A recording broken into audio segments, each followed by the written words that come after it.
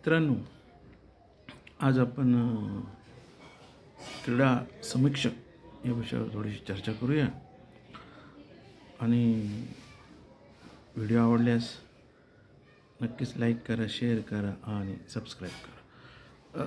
क्रीडा समीक्षक नाव घेतलं का आपल्यासमोर एक नाव येतं, द्वारकानाथ संजगिरी.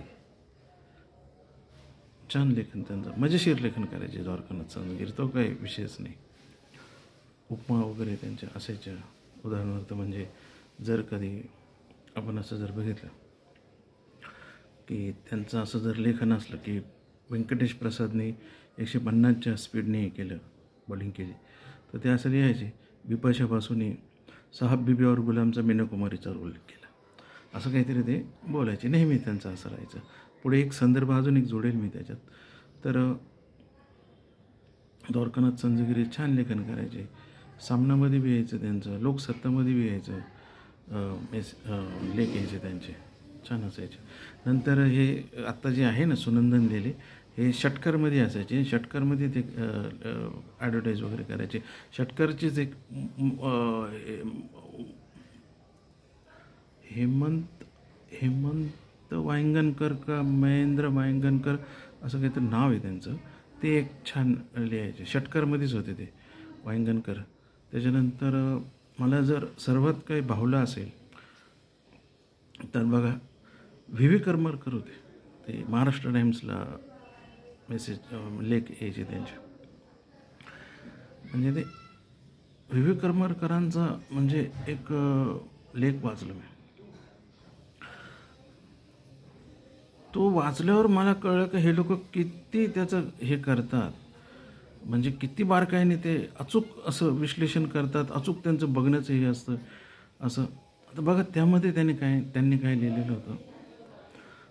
तो लेख जो होता, त्यांचं समीक्षण होतं, ते होतं 1996च्या केपटाऊन कसोटीवर.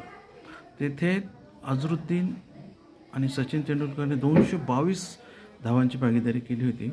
सचिनने 169 केले होते आणि अझरुद्दीनने 115 रन केले होते. त्यांनी इतकं सुंदर, म्हणजे ते किती मोजून मापून लिहिलं होतं व्ही करमरकरांनी, याच्यावर सांगतो मी तुम्हाला.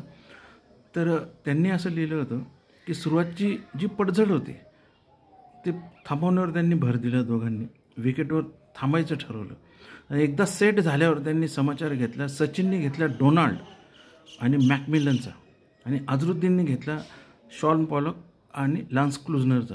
अर्थात लान्स क्लुझनरला अझरुद्दीनने कलकत्ताच्या ईडन गार्डनवर प्रसाद दिलेलाच होता.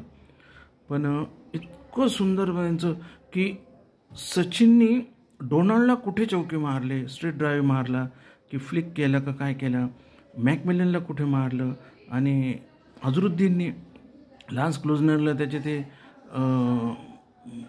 मनगटी फटके कुठे मारले, शॉन पॉलकला कुठे मारले. शॉन पॉलक हा म्हणजे असा काही खास मी त्याला गोलंदाज असं मानत नाही, पण तो अचूकतेवर त्याचा भर असायचा. स्पीड वगैरे काही नसायचा, अचूकतेवर भर असायचा.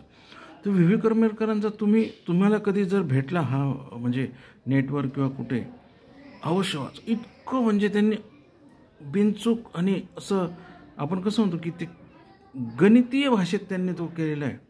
इतका सुंदर मेसेज होता खरंच. आणि मुख्य म्हणजे मला नंतर कळलं त्यांच्या अमृत महोत्सवी वर्षात की व्ही करमरकर हे स्वतः नाशिकचे होते.